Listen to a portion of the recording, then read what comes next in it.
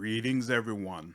Hope all of you are having an absolutely fantastic day. We're back again with more Black Geyser, and this time I want to go over the races and attributes in the game. We've already went through the classes, and I wanted to start out with that because I felt like it would be the information people wanted to know the most. But each race has unique properties to it as far as how it interacts with the different classes in the game.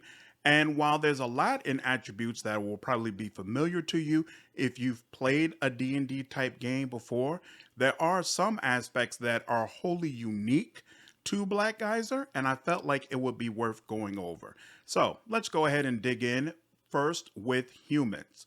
So humans are the only race that are allowed to be any class that they want to. All others will have at least some form of limitation. However, they do take a -1 to maximum supernatural. I would say this isn't a particular big deal.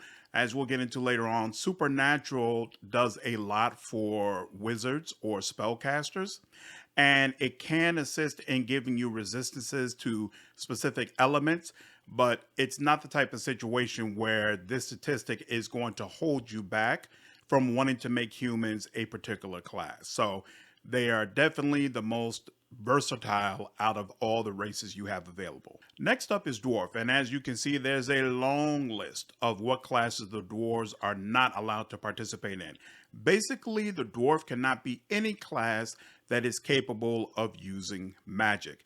They are able to wield war clubs and hammers regardless of what class you choose, and they're going to get an additional 12% damage with war clubs and hammer. They do get some nice resistances, and you're probably going to want to use them in an upfront role, especially with that +1 to maximum physique, but also note the -2 to maximum charisma, which means the dwarves are not a good character or race to use if you want to make someone who is persuasive. But if you don't care about him talking and you just want to stick somebody up front and put a war club in their hand, dwarves are definitely the way to go. Next up is elves, and they cannot be shamans or templars. They get a +1 to maximum dexterity, which is going to give you a head start on being great with bows and arrows, and they get a 15% damage increase with those particular types of weapons. They're also getting an additional 10% damage with weapons made of wood, which most of the bows that I've seen in the game are. They do get a couple of different resistance increases, but they're going to take a -15% resistance to pulse and blow. And a lot of the large, heavy upfront fighters are going to deal that type of damage. Consequently, elves are probably not all that great if you're thinking of who you're going to use as a tank, especially with their -2 to maximum physique.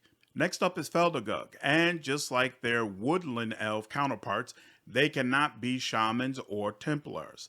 They are going to get a +1 to maximum intelligence and a +1 to supernatural, making them natural wizards. They are going to take a penalty to pulse and blow, making them poor choices if you're looking for someone who can be an upfront fighter.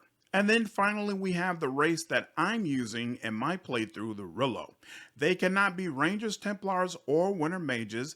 They take a -2 to maximum dexterity and a -20% to resistance to cold. The Rillow do not like the cold at all. However, they're very comfortable in the heat, so they're going to get an additional 20% resistance to heat, along with a +3 to starting brewing and drying, and a +2 to maximum physique.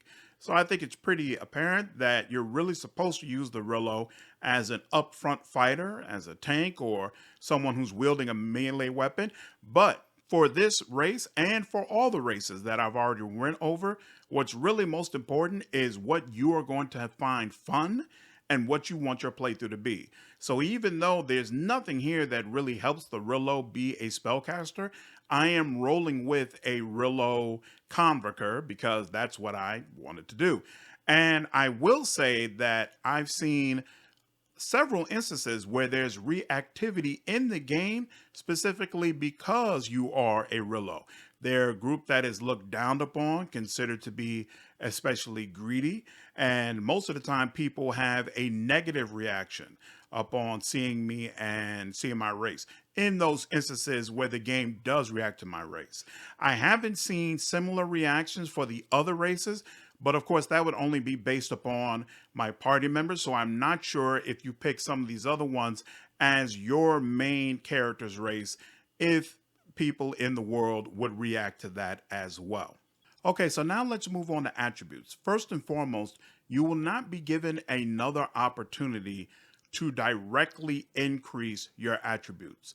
You can get weapons or items that might increase your attribute in a specific way, but you do not get to raise them during level ups.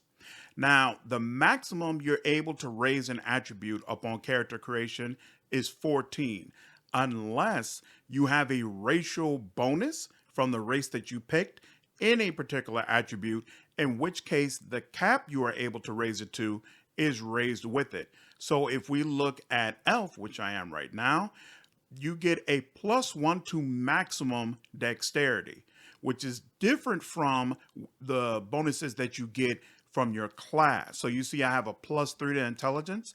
Because I have that +3 to intelligence, all of the attributes except supernatural are going to start at 4. With that +3, it goes up to 7. But if I raise it, it is still capped at 14. As opposed to dexterity, since I have a racial bonus to dexterity, it's actually going to increase my maximum.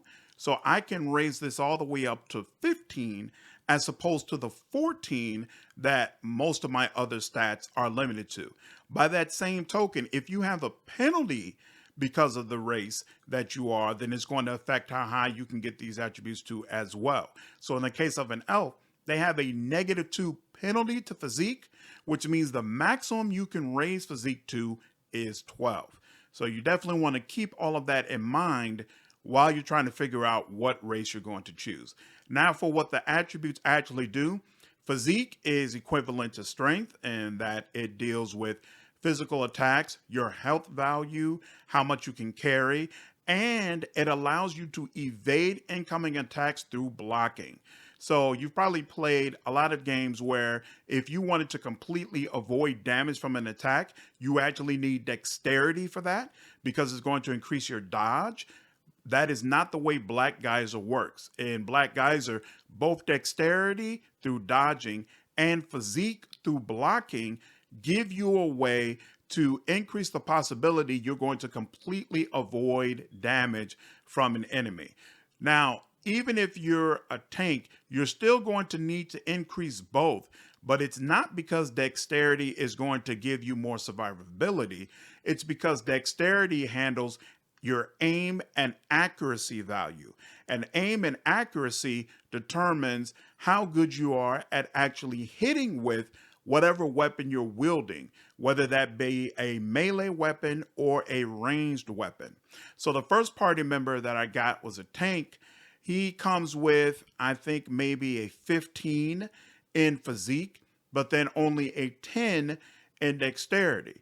And his aim and accuracy, I think right now, I'm about 20 hours into the game, it's around 59%, which isn't bad, of course, but that means 40% of the time he's missing his attacks.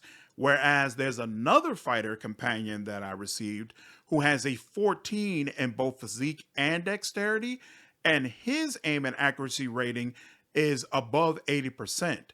So he's much more consistent in the amount of damage that he's able to deal. So depending upon what type of character you're rolling, you have to make a decision about what is going to be the breakdown between these two stats. Because remember, even if you're going bow and arrow, you can't just dump all of your points in dexterity and ignore physique, because physique determines the amount of damage dealt with physical attacks. So even as an archer, you do still need strength in order to do consistent good damage.